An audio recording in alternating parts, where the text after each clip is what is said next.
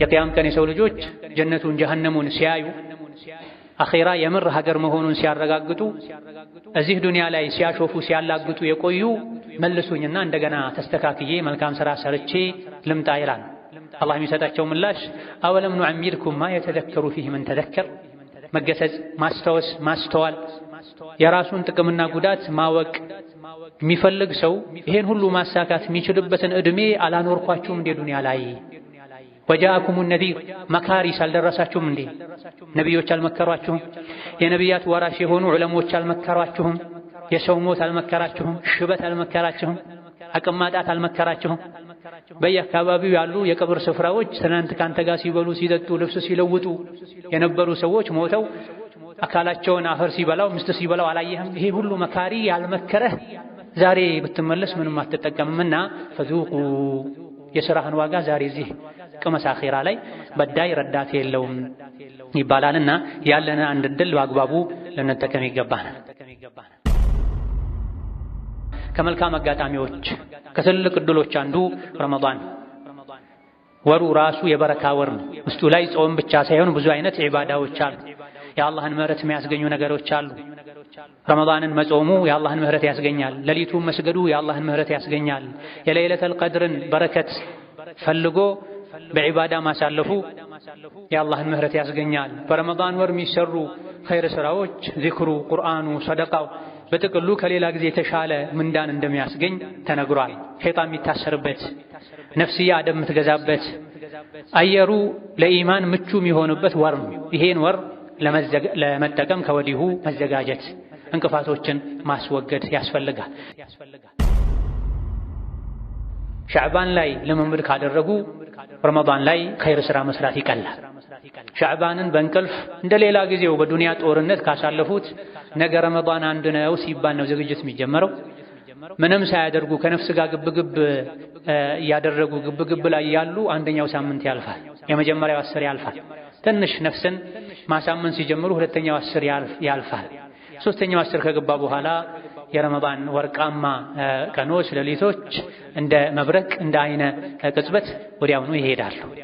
ከዚህ ደጋ ቀደምቶች ያደርጉ እንደነበረው 6 ወር ሙሉ ረመዳንን ጓግተን ባንጠብቅ እንኳ ሻዕባንን ከረመዳን በፊት ያሉ 1-2 ሳምንቶችን ረመዳን ደጅ ላይ እንደቆመ ሰው አይነት ስሜት ላይ ሆነን ዱዓ በማድረግ አላህ ሆይ በቀሩ ቀናትም ቢሆን ለረመዳን አድርሰኝ፣ ረመዳንን አንተ በምትወደው መልኩ ለማሳለፍ አብቃኝ፣ በረመዳን አግረተህልኝ ምሰራቸው ኸይር ስራዎችንም ጠብቅልኝ፣ ተቀበለኝ፣ አቅም ስጠኝ ልንል ይገባል።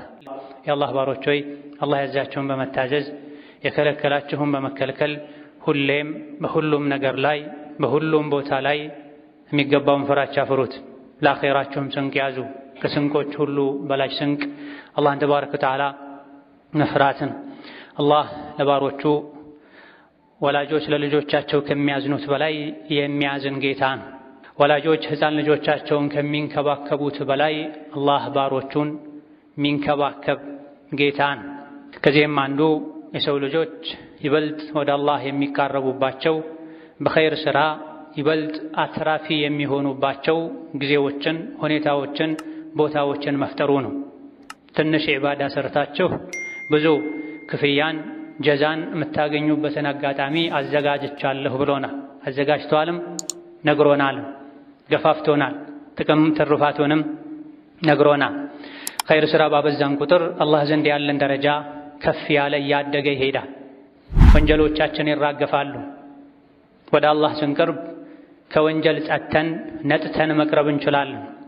ኸይር ሥራን ካልሰራን ካላበዛን ስናጠፋ ፈጥነን ወደ አላህ ካልተመለሰን ከተመለሰን በኋላም ወንጀል ወደ ኋላ ያስቀረንን ወደ ታች ያወረደንን ማስተካከል ምንችልበትን ኸይር ሥራ ካላበዛን አላህ ዘንድ ስንቆም ወንጀላችንን ተሸክመን ነው የምንቆመው። ወቀድ ኻበ መን ሐመለ ዙልማ ብሏል። በዛ ቀን ወንጀልን፣ ግፍን፣ በደልን አዝሎ ተሸክሞ አላህ ፊት የቆመ ተዋረደ ተብሏል። ስለዚህ አላህ በረሕመቱ በእዝነቱ ለባሮቹ በሚያደርገው እንክብካቤ ደረጃ አጅር የሚበዛባቸው ወንጀል የሚራገፍባቸው ሁኔታዎችን አጋጣሚዎችን ፈጥሮልናል። ከቦታዎች መስጂዶችን መርጦልናል። ወደ መስጂድ መመላለስ ወንጀል ያራግፋል። መካን መርጦልናል፣ መዲናን መርጦልናል። መካ መስጂድ አልሐራም አንድ ሶላት መስገድ ሌላ መስጂድ ላይ 100,000 ጊዜ ተሰግዶ ከሚገኝ አጅር የበለጠ አጅር ያስገኛል። መስጂድ አልሐራም አንድ ሶላት መስገዱ። ለሐጅ ብሎ መሄድ ደግሞ ጀዛው ጀነት ነው። ከወንጀል ተራግፎ ከወንጀል ጸጥቶ መመለስ ነው። እዛ ሩቅ መሄድ ለማይችል ሰው እንኳ አላህ ተባረከ ወተዓላ በየቀኑ ካሉ ሰዓቶች ውስጥ የሌሊቱን የመጨረሻውን ሰዓት መርጦ ሊነጋጋ አካባቢ ከ8 ሰዓት አካባቢ ጀምሮ እንደ ጊዜው እንደ ሁኔታው ፈጅር አዛን እስኪል ድረስ አላህ ወደ ቅርቡ ሰማይ ወርዶ ማን ነው የሚጠይቀኝ? ማን ነው የሚለምነኝ? ማን ነው ከኔ ጋር መታረቅ የሚፈልግ ይላል። ዓመታዊ የመልካም ሥራ አጋጣሚዎች ከሆኑት መካከል አንዱ ደግሞ ረመዳን። በየዓመቱ ረመዳን የተለያዩ የእዝነት አጋጣሚዎች አሉ፣ የምህረት አጋጣሚዎች አሉ፣ የኸይር ገበያዎች አሉ። ረመዳንን ግዴታነቱን አምኖ ከአላህ ብቻ አጅር ፈልጎ የጾመ አላህ ወንጀሉን ይምረዋል ብለዋል ነብዩ ሰለላሁ ዐለይሂ ወሰለም።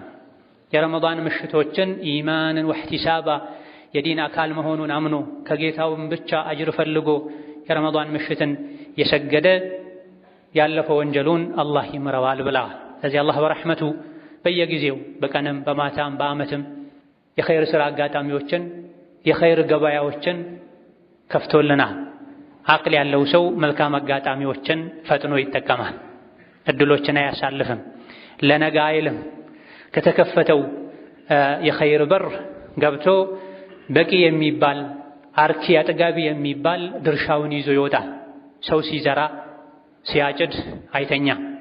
ሰዎች ሲሰሩ እጁን አጣጥፎ አይቀመጥም። ይልቅ ከዱንያ መቼ እንደምወጣ አላውቅምና የቻልኩትን ያክል ኸይር ሥራ ይዤ መውጣት አለብኝ በማለት ቀን ከሌሊት ይለፋል። የመልካም ሥራ አጋጣሚዎች ሲመጡ ይበልጥ ይጠናከራል። ይህ ካልሆነ የሰው ልጅ አጀሉ መቼ እንደሚያበቃ ስውር ነው፣ አይታወቅም። ፈልአጃሉ መጅሁለቱን ማንም በዚህ ቀን ነው ሞተው ብሎ እርግጠኛ ሆኖ ማወቅ የሚችል የለም። ያቺ ስውር የሆነች አጀል ፍጻሜዋ መቼ እንደሆነ ስለማናውቅ ነገ ሊሆን ይችላል፣ በኋላ ሊሆን ይችላል፣ አሁንም ሊሆን ይችላል። ስለዚህ አጀሌ ሳይጠናቀቅ በፊት ኸይር ሥራ ላይ መፍጠን አለብኝ ይላል።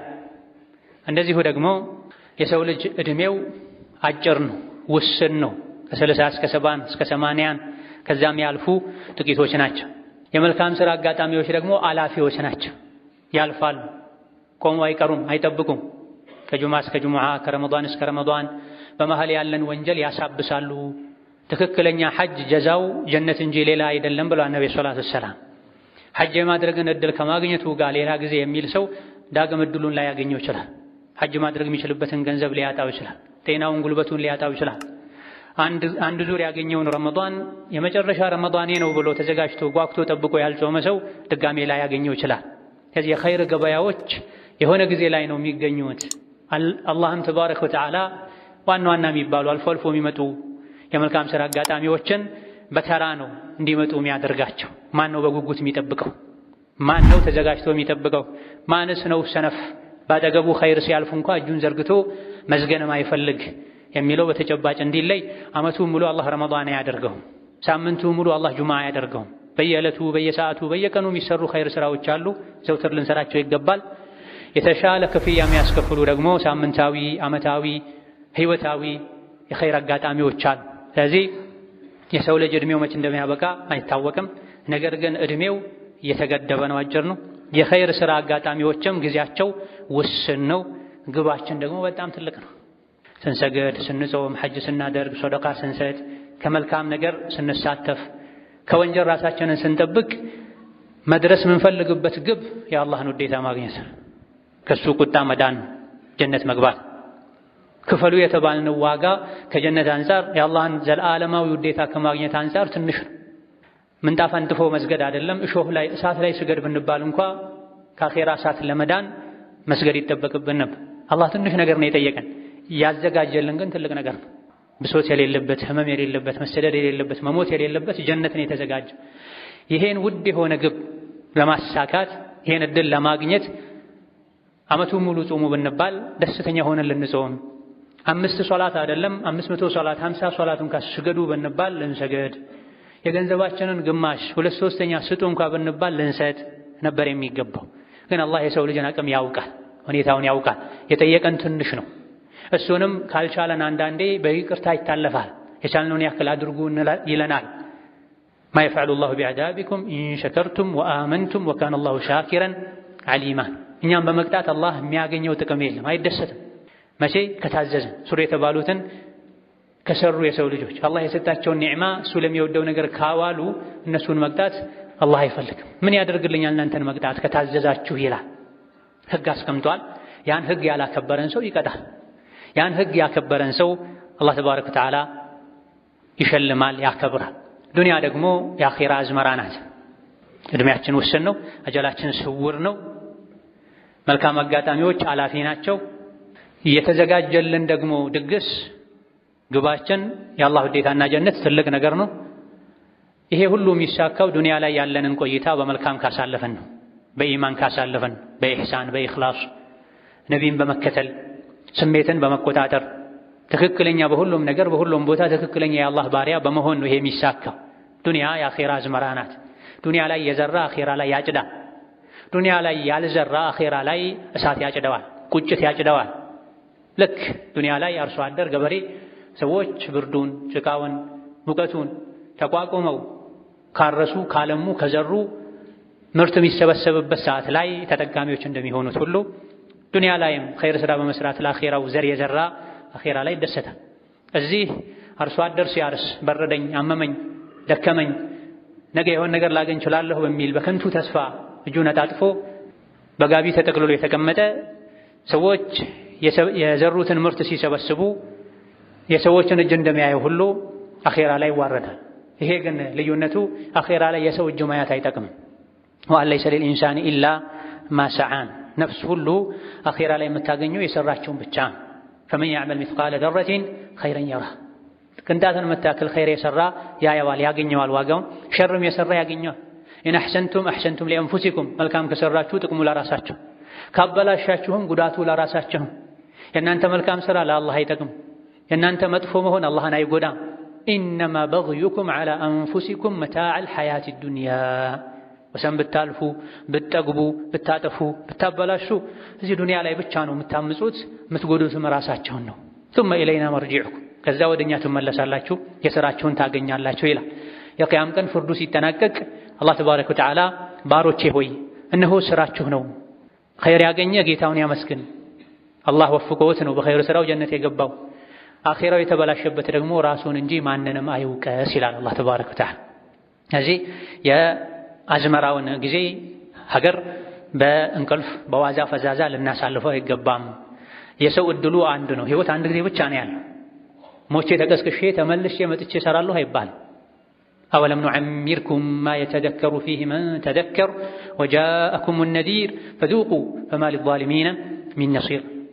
የቂያም ቀን የሰው ልጆች ጀነቱን ጀሀነሙን ሲያዩ አኺራ የምር ሀገር መሆኑን ሲያረጋግጡ እዚህ ዱንያ ላይ ሲያሾፉ ሲያላግጡ የቆዩ መልሱኝና እንደገና ተስተካክዬ መልካም ሥራ ሰርቼ ልምጣ ይላል። አላህ የሚሰጣቸው ምላሽ አወለም ኑዐሚርኩም ማ የተደከሩ ፊህ መን ተደከር። መገሰጽ፣ ማስታወስ፣ ማስተዋል የራሱን ጥቅምና ጉዳት ማወቅ የሚፈልግ ሰው ይሄን ሁሉ ማሳካት የሚችልበትን ዕድሜ አላኖርኳችሁም እንዴ ዱንያ ላይ? ወጃአኩም ነዲር መካሪስ አልደረሳችሁም እንዴ? ነቢዮች አልመከሯችሁም? የነቢያት ወራሽ የሆኑ ዑለሞች አልመከሯችሁም? የሰው ሞት አልመከራችሁም? ሽበት አልመከራችሁም? አቅም ማጣት አልመከራችሁም? በየአካባቢው ያሉ የቀብር ስፍራዎች ትናንት ካንተ ጋር ሲበሉ ሲጠጡ ልብስ ሲለውጡ የነበሩ ሰዎች ሞተው አካላቸውን አፈር ሲበላው ምስጥ ሲበላው አላየህም? ይሄ ሁሉ መካሪ ያልመከረህ ዛሬ ብትመለስ ምንም አትጠቀምምና ፈዙቁ የሥራህን ዋጋ ዛሬ እዚህ ቅመስ፣ አኺራ ላይ በዳይ ረዳት የለውም ይባላልና ያለን አንድ ዕድል በአግባቡ ልንጠቀም ይገባናል። ይሄን ከማመናችን ጋር ደግሞ ነገ ልንል አይገባም። የሰው ልጅ ነገ ምን እንደሚገጥመው አያውቅም። ነገ ምን እንደሚገጥመው አያውቅም። የተለያዩ ከኸይር ሥራ ሊያደናቅፉ የሚችሉ ነገሮች ሊኖሩ ይችላል። የአኺራን ንግድ ሊያሰናክሉ የሚችሉ ነገሮች ሊፈጠሩ ይችላል። በሽታ ሊመጣ ይችላል። የተለያዩ አደጋዎች ውስጥ መግባት ሊኖር ይችላል። የዱንያ ጉዳይ ከአኺራ ጉዳይ ሊያዘናጋ ይችላል። ኃላፊነቶች ሊበዙ ይችላሉ። ቀኑን ሙእምን ሆኖ ማምሻውን ካፍር መሆን ውስጥ የሚያስገባ የሚያደናብር ብዥታ ውስጥ የሚከት የዲን ፈተና ሊመጣ ይችላል። ነቢያችን ሰለላሁ ዐለይሂ ወሰለም ባዲሩ ቢልአዕማል ቂጥዐን ፊተነን ከቂጥዕ ሌይሊ ብለዋል። በመልካም ሥራ ፍጠኑ፣ ተሽቀዳደሙ እንደ ሌሊት ቁራጭ ትንሽ ሆኖ መጥቶ ከዛ በኋላ ምድርን የሚያጥለቀልቅ ፈተና ሳይመጣ በፊት ብለዋል። መልካም ሥራ ለነገ አትበሉ። ማድረግ ያለባችሁን ኸይር አድርጉ፣ መተው ያለባችሁን መጥፎ ነገር ተው። በሌላ ሐዲታቸው ኢግተኒም ኸምሰን ቀብለ ኸምስ፣ 5 ነገሮችን 5 ነገር መጥቶ እድሉን ሳያሳጣህ በፊት ተጠቀምባቸው ብላ። ወጣትነትን ሳያረጁ በፊት፣ ጤነኝነትን ሳይታመሙ በፊት፣ ክፍት ጊዜን በሌላ ነገር ሳይጨናነቁ በፊት፣ ሀብትን አቅምን ሳይደህዩ በፊት ኢላ አኺሪ ብለው መከራ ብለህ መልካም ሥራን ዛሬ ነገ ብሎ አሳድሮ የአኺራን ጉዳይ አዘግይቶ ዱንያን አያስቀድምም። ዋናው የተፈተነት ዓላማ አኺራ ነው። አኺራን ልንዘነጋ አይገባን። ከመልካም አጋጣሚዎች ከትልቅ ዕድሎች አንዱ ረመዳን ወሩ ራሱ የበረካ ወር ነው። ውስጡ ላይ ጾም ብቻ ሳይሆን ብዙ አይነት ዒባዳዎች አሉ። የአላህን ምህረት የሚያስገኙ ነገሮች አሉ። ረመዳንን መጾሙ የአላህን ምህረት ያስገኛል። ሌሊቱን መስገዱ የአላህን ምህረት ያስገኛል። የለይለተል ቀድርን በረከት ፈልጎ በዒባዳ ማሳለፉ የአላህን ምህረት ያስገኛል። በረመዳን ወር የሚሰሩ ኸይር ሥራዎች ዚክሩ፣ ቁርአኑ፣ ሰደቃው በጥቅሉ ከሌላ ጊዜ የተሻለ ምንዳን እንደሚያስገኝ ተነግሯል። ሸይጣን የሚታሰርበት፣ ነፍስያ አደብ የምትገዛበት፣ አየሩ ለኢማን ምቹ የሚሆንበት ወር ነው። ይሄን ወር ለመጠቀም ከወዲሁ መዘጋጀት፣ እንቅፋቶችን ማስወገድ ያስፈልጋል። ከጾም ብዙ ጥቅሞች እናገኛለን። ከምንም በላይ ከጾም የምናገኘው ጥቅም የአላህን ፍራቻ እንማርበታል። አላህን ፈሪ ሆነን አክባሪ ሆነን ከረመዳን መውጣት እንችላለን። የጾም አንቀጽ ላይ እናንተ አማኞች ሆይ ረመዳን እናንተ ላይ ግዴታ ተደርጓል፣ ከእናንተ በፊት የነበሩ አማኞች ላይ ግዴታ እንደተደረገው ሁሉ አላህን ትፈሩ ዘንድ ይላል። በትክክል ጾምን የሚጾም ሰው አላህን ይፈራል። አላህን መፍራትን በቀላሉ ይማራል። የፈለገውን አያይም፣ የፈለገውን አይበላም፣ አይጠጣም። አላህን መፍራት ማለት እኮ ከወንጀል መታቀብ ማለት። ለትንሽ ቀን ነው፣ አትዘናጉ። ከወዲሁ ተዘጋጁለት። ዝግጅት አድርጋችሁ ከተቀበላችሁት ወሩን ሙሉ ነፍስያችሁ ኸይር ሥራ ለምዳ በጥሩ ገበያ ነው የምታሳልፉት፣ ትርፋማ ትሆናላችሁ። ገና ነው ያላችሁ ከተዘናጋችሁ ቀናቶቹ ከተጀመሩ በኋላ ራስን ማስተካከል ከባድ ነው የሚሆነውና አያመም ማዕዱዳት ጾሙ የተባላችሁት እጅግ በጣም ውስን ቀኖች ናቸው። ከእናንተ ውስጥ በሽተኛ የሆነ መንገደኛ የሆነ ሌላ ጊዜ ይጾም። ጭራሽ መጾም አይችል የሚከብደው እድሜው የገፋ የከበደው መጾም ከቻለ ይጾማል፣ ካልቻለ ያበላል። ብትጾሙ ለእናንተ ኸይር ነው ይላል በጥቅሉ። ወአን ተሱሙ ኸይሩን ለኩም፣ ጾም ለእናንተ ኸይር ነው። ፈርዱም ሱናውም ጾም ለሰው ልጅ ጠቃሚ እንደሆነ አላህ ነግሮናል። መጾም ባህላችን ሆኗል፣ ለምደነዋል ከልጅነት ጀምሮ። ነገር ግን ምን አይነት ጾም ነው የምንጾመው? ግዴታ ስለሆነ ብቻ እየተጫጫነን መሆን የለበት። ውስጡ ላይ ያለውን ኸይር፣ በረከት፣ ጥቅም አውቀን በጉጉት ጠብቀን ልንጾም ይገባን። አዑዙ ቢላሂ ሚነ ሸይጣኒ ረጂም ያ አዩሃ አለዚነ አመኑ ኩቲበ ዐለይኩሙ ሲያሙ ከማ ኩቲበ ዐለ አለዚነ ሚን ቀብሊኩም ለዐለኩም ተተቁን ባረከላሁ ሊ ወለኩም ፊል ቁርአኒል ዐዚም ወነፈዐኒ ወኢያኩም ቢማ ፊሂ ሚነል አያቲ ወዚክሪል ሐኪም አቁሉ ቀውሊ ሃዛ ወአስተግፊሩላህ ሊ ወለኩም ወሊሳኢሪል ሙስሊሚነ ሚን ኩሊ ዘንቢን ወኸጢአ ፈስተግፊሩሁ ኢነሁ ሁወል ገፉሩር ረሒም ወል በሩል ከሪም። الحمد لله حق حمده والصلاة والسلام على نبيه وعبده وعلى آله وصحبه وجنده وسلم تسليما كثيرا أما بعد ከመልካም አጋጣሚዎች ለዋናው ለታላቁ የወራት ሁሉ አለቃ ለሆነው ለረመዳን ከሚያግዙ ነገሮች አንዱ ከረመዳን በፊት ያለውን የረመዳን መግቢያ የሆነውን ሻዕባንን በጥሩ ሁኔታ ማሳለፍ ነው። ሻዕባን ወደ ረመዳን ዒባዳ ለመግባት ስልጠና የሚወሰድበት ኮርስ የሚወሰድበት ወር ነው ማለት ይቻላል።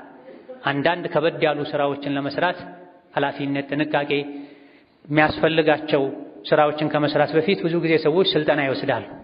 የተማሩት እንኳ አይበቃቸው፣ ረስተው ሊሆን ይችላል፣ የብቃት ማነስ ሊኖር ይችላል ተብሎ ስልጠና ተሰጥቷቸው እንጂ አይገቡም። ስልጠና ወስዶ የገባ ሰው የገባበትን ኃላፊነት በአግባቡ መወጣት ይችላል፣ ውጤታማ ይሆናል፣ ይጠቅማል፣ ይጠቀማል።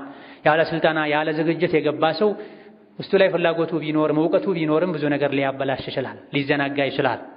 ከዚህ ሻዕባን የረመዳን ዝግጅት የሚደረግበት ስልጠና የሚወሰድበት ወር ተደርጓል። ከበርካታ ሐዲሶች ከደጋግ ቀደምቶች ሁኔታ እንደምንረዳው ረመዳን ወር ላይ የሚወደዱ የሚፈቀዱ ነገሮች ሁሉ ሻዕባን ወር ይወደዳሉ፣ ይፈቀዳሉ። ጾም ይወደዳል፣ ይፈቀዳል። ሰደቃ ይወደዳል፣ ይፈቀዳል። ከሌላ ጊዜ በበለጠ መልኩ የቁርአን ሰዎች ረመዳን ላይ ደጋግመው ቁርአን መቅራታቸው የደጋግ ቀደምቶች ባህሪ ነው። ከሰለማ ኢብኑ ኩሀይል እንደተነገረው የቁርአን ሰዎች ረመዳን ሲገባ ሻዕባን ሲገባ ፊታቸውን ወደ ቁርአን ያዞሩ ነበር። ባለሀብቶች ሰደቃ ወደ ማውጣት ዘካ ወደ ማውጣት ይሄዱ ነበር ብላ ሻዕባን ላይ ልምምድ ካደረጉ ረመዳን ላይ ኸይር ስራ መስራት ይቀላል። ሻዕባንን በእንቅልፍ እንደ ሌላ ጊዜው በዱንያ ጦርነት ካሳለፉት ነገ ረመዳን አንድ ነው ሲባል ነው ዝግጅት የሚጀመረው። ምንም ሳያደርጉ ከነፍስ ጋር ግብግብ እያደረጉ ግብግብ ላይ ያሉ አንደኛው ሳምንት ያልፋል፣ የመጀመሪያው 10 ያልፋል። ትንሽ ነፍስን ማሳመን ሲጀምሩ ሁለተኛው 10 ያልፋል። ሶስተኛው 10 ከገባ በኋላ የረመዳን ወርቃማ ቀኖች ሌሊቶች እንደ መብረቅ እንደ አይነ ቅጽበት ወዲያውኑ ይሄዳሉ።